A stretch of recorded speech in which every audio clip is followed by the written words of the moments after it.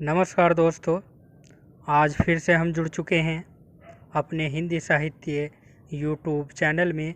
और हमारा आज का अध्याय है अध्याय नंबर 17, जिसमें हम तुलसीदास जी के बारे में चर्चा करने वाले हैं दोस्तों। और पिछले वीडियो में भी हमने तुलसीदास जी के बारे में चर्चा की थी, जो सगुण भक्ति धारा की राम भक्ति शाखा के प्रमुख कवि माने जाते हैं।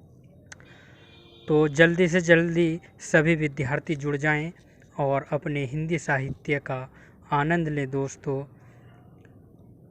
आपको मैं पूरा हिंदी साहित्य का जो पाठ्यक्रम है वो पूरा करवाऊंगा दोस्तों, इसलिए हमारे चैनल को सब्सक्राइब करें और वीडियो को लाइक करें दोस्तों, ताकि आने वाला वीडियो आप तक पहुंच सके दोस्तों। तो आइए अपने बिंदु पर चर्चा करते हैं दोस्तों। ये दोस्तों हमने कल की वीडियो में ये बिंदु की चर्चा कर चुके हैं, किंतु हम एक बार और इसका अध्ययन कर लेते हैं। तो रामचरितमानस और कवितावली में गोस्वामी तुलसीदास जी ने कलिकाल का वर्णन किया है तथा कवितावली में बनारस काशी के तत्कालीन समय में फैली महामारी का वर्णन उत्तरकांड में किया है। तुलसीदास ने अपने बाहु रोग से मुक्ति पाने के लिए हनुमान बाहुक की रचना की थी दोस्तों। और दूसरा बिंदु है रामचरितमानस के मार्मिक स्थल निम्नलिखित हैं। नंबर 1, राम का अयोध्या त्याग और पथिक के रूप में वन गमन। और नंबर 2, चित्रकूट में राम और भरत का मिलन। नंबर 3, सबरी का आतिथ्य। नंबर 4, लक्ष्मण को शक्ति लगने पर राम का विलाप। और नंबर 5 है भरत की प्रतीक्षा आदि। ये दोस्तों तुलसीदास जी ने रामचरितमानस में इन 5 मार्मिक स्थल का वर्णन किया है। चलिए अब शुरू करते हैं अपने बिंदु को। तो पहला बिंदु है, तुलसीदास ने रामचरितमानस की रचना मानसरोवर के रूप में की है, जिसमें 7 कांड के रूप में 7 सोपान तथा 4 वक्ता के रूप में 4 घाट हैं। और मानस रूपक तुलसी साहित्य का सबसे बड़ा रूपक है। ये जो रामचरितमानस है, यह है तुलसी साहित्य का सबसे बड़ा रूपक ग्रंथ है दोस्तों, यह आपको याद रखना है। चलिए इस बिंदु को एक बार और दोहरा लेते हैं। क्या तुलसीदास ने रामचरितमानस की रचना मानसरोवर के रूप में की है, जिसमें 7 कांड के रूप में 7 सोपान तथा 4 वक्ता के रूप में 4 घाट हैं। और मानस रूपक तुलसी साहित्य का सबसे बड़ा रूपक है।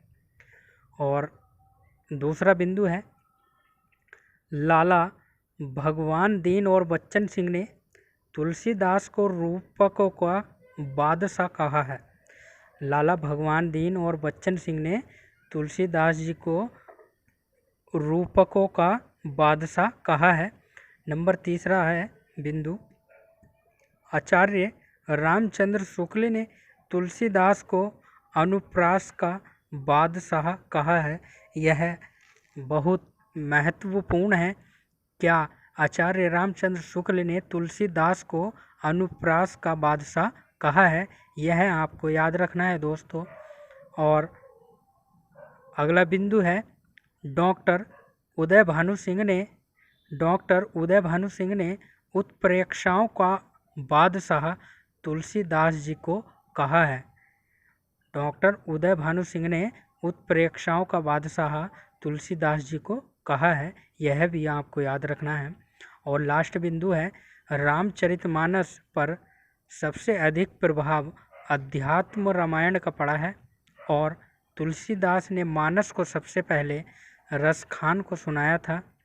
रामचरितमानस की प्रथम टीका अयोध्या के बाबा रामचरण दास ने लिखी थी दोस्तों, यह भी आपको याद रखना है।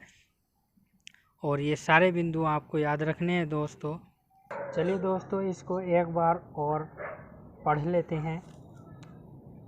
पहला बिंदु है, तुलसीदास ने रामचरितमानस की रचना मानसरोवर के रूप में की है, जिसमें 7 कांड के रूप में 7 सोपान तथा चार वक्ता के रूप में 4 घाट हैं और मानस रूपक तुलसी साहित्य का सबसे बड़ा रूपक है। दूसरा बिंदु है लाला भगवान दीन और बच्चन सिंह ने तुलसीदास को रूपकों का बादशाह कहा है। और अगला बिंदु है आचार्य रामचंद्र शुक्ल ने तुलसीदास को अनुप्रास का बादशाह कहा है। और चौथा बिंदु है डॉक्टर उदय भानु सिंह ने उत्प्रेक्षाओं का बादशाह तुलसीदास जी को कहा है। और लास्ट बिंदु है रामचरितमानस पर सबसे अधिक प्रभाव अध्यात्म रामायण का पड़ा है और तुलसीदास ने मानस को सबसे पहले रसखान को सुनाया था। यह आपको याद रखना है कि तुलसीदास जी ने मानस को सबसे पहले रसखान को सुनाया था। और रामचरितमानस की प्रथम टीका अयोध्या के बाबा रामचरण दास ने लिखी थी। यह भी आपको याद रखना है दोस्तों। चलिए अब अगले बिंदु की ओर चलते हैं और देखते हैं कि अगला बिंदु कौन सा है। देखिए बिंदु हमारे सामने है। तो पहला बिंदु है रामचरितमानस के संदर्भ में रहीमदास ने लिखा है रामचरितमानस विमल संतन जीवन प्राण हिंदू बान को वेद सम यव नहीं प्रकट कुरान। यह रहीमदास ने तुलसीदास जी के संबंध में कहा है। यह आपको ज़रूर ही याद करनी है क्योंकि ऐसे जो दोहे या पंक्तियां हैं वो एग्ज़ाम में पूछी जाती हैं दोस्तों, इसलिए आपको याद रखना है। और दूसरा है भिखारी दास जी ने तुलसीदास के संबंध में लिखा है तुलसी गंग दू वो भये सुकविन के सरदार। तुलसी गंग दू वो भये सुकविन के सरदार इनके काव्यन में मिली भाषा विविध प्रकार। ये दोनों आपको याद रखने हैं क्या कि रामचरितमानस ने मानस के संदर्भ में रहीमदास ने क्या लिखा रामचरितमानस विमल संतन जीवन प्राण हिंदू बान को वेद सम यव नहीं प्रकट कुरान। यह रहीमदास ने लिखा रामचरितमानस के संदर्भ में। और तुलसी गंगदू वो भये सुकविन के सरदार इनके काव्यन में मिली भाषा विविध प्रकार। यह भिखारी दास ने तुलसीदास के संबंध में लिखा है दोस्तों।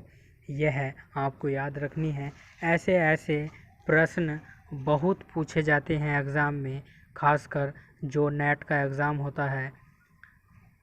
तो जो हिंदी माध्यम से या हिंदी विषय से नेट या यूजीसी का एग्ज़ाम देते हैं उनमें 2 या 3 क्वेश्चन दोस्तों ऐसे ही आते हैं कि यह पंक्ति किस कवि ने लिखी या यह दोहा किस कवि का है। तो यह आपको याद रखना है। और इसी के साथ अगले बिंदु की ओर चलते हैं दोस्तों। और अगला बिंदु है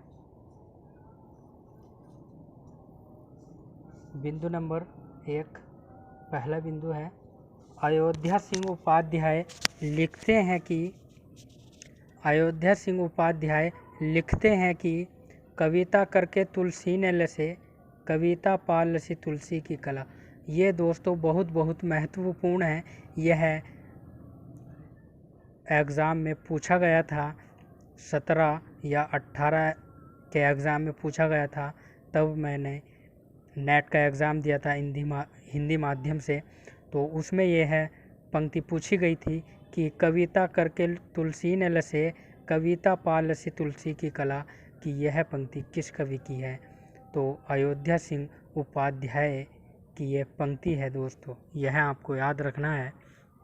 दूसरा बिंदु है आचार्य रामचंद्र शुक्ल के शब्दों में कि आचार्य रामचंद्र शुक्ल ने अपने शब्दों में क्या कहा है कि भाषा पद के स्वरूप को लेते हैं तो तुलसी भाषा पद के स्वरूप को लेते हैं तो गोस्वामी तुलसी जी के सामने कई शैलियाँ प्रचलित थीं, जैसे वीर काल की छप्य पद्धति, विद्यापति और सूरदास की गीति पद्धति, गंग और भाटों की कवित सवैया पद्धति, कबीरदास की नीति संबंधी वाणी की दोहा पद्धति जो अभ्रंश से चली थी।